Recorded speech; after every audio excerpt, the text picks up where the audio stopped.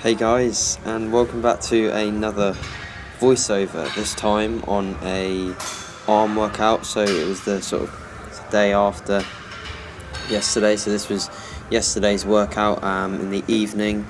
Sort of had quite a busy day. I actually picked up a new car, which I might show in some of my future vlogs. So yeah, very excited about that, very happy to have my sort of new car. And so I had to get in my arm workout though, and obviously I want to discuss a topic over the top of this training footage. So whilst you watch me train, I'm going to talk a little bit about how you should or how you can go about structuring your weak point training. So you're evaluating your physique, you're looking yourself over in the mirror and you're thinking, okay, my delts suck. Okay, so you've identified a weak point. First of all, I'd like you to consider something before even considering that your delts are a weak point.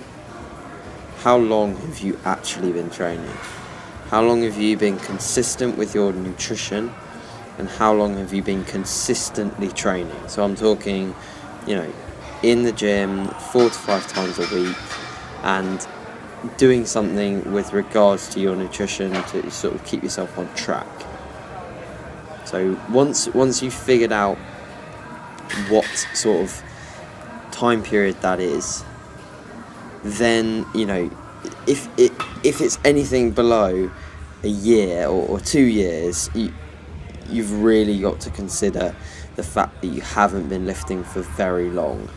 So identifying weak points now is probably a little bit too early. What you got to do is just train frequently and train in a balanced manner before starting to evaluate weak points.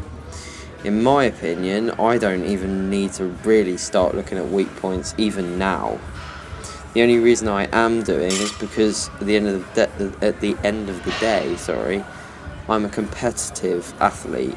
I want to be the best bodybuilder that I can be, and what has been identified in the past and by the judges is the fact that my arm development in general is not that good. Plus the fact that obviously I want to look good in a vest, and you don't look good in a vest when your arms suck. So moving on now, away from, okay, so you've decided, okay, delts are definitely a weak point. How do you go about training them? So look at what you're currently doing for delts.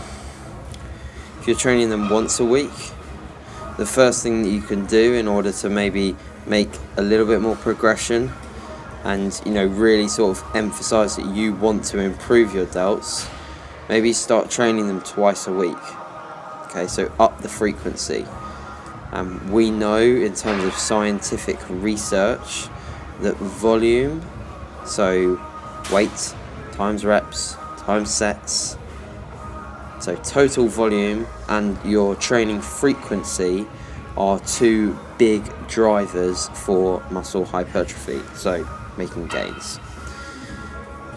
So if you do one of those two and your nutrition is adequate, your delts will eventually grow. If you're getting stronger in movements and the form stays the same, your delts will grow. There's no magical drop set. There's no superb IFBB Pro Kai Green delt demolish workout that's going to make your delts huge within a period of time. If you do Kai Green's delt demolish workout, maybe your volume will go up, your frequency will go up, and your delts will grow. It's not Kai Green's workout that has made your delts grow, or your new whey protein shake. It is the fact that you've increased training frequency and training volume both at the same time in quite a quick fashion to promote a little bit more hypertrophy in your delts compared to other body parts. That's the fact of the matter. And so once you start to realise that in terms of targeting a weak point, yes, there's genetic limitations and structure, you know, how your body is structured, that's not going to change. Your muscle insertions, they aren't going to change. Your muscle bellies aren't going to change. But the way you train, and the moment you realise that it's not that complex to build muscle, I guarantee you will enjoy your training more. You'll start to probably log your training, which is brilliant, and that's something you should be doing. And you'll see in most of these clips I'll have my water bottle and my logbook. That's me. You know, if you ask anyone in underground and you ask them what does AJ always carry around, it will be a notepad, guaranteed. I do not enter the gym without my notepad. I remember once, actually I got halfway to the gym and realised I didn't have my notepad.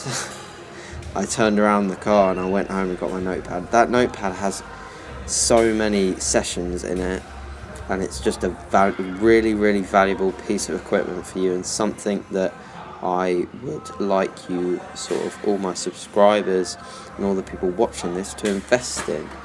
Invest in a notepad and start logging your sessions. If there's anything you can take away from this video, please start logging your training and start looking at things. Start looking at your training in a more relaxed manner. Enjoy it. If you enjoy doing tons of drop sets, tons of volume, not logging your training, and that makes you happy, then please do that. Continue to do that, because getting in the gym is about enjoyment. It's not about what's optimal. It's about enjoying what you're doing. So if you enjoy, not having a logbook, then just do that and just roll with it. But yeah, top tip: get yourself a logbook and have a relaxed approach. So thanks for watching, guys, and I will see you in the next vlog.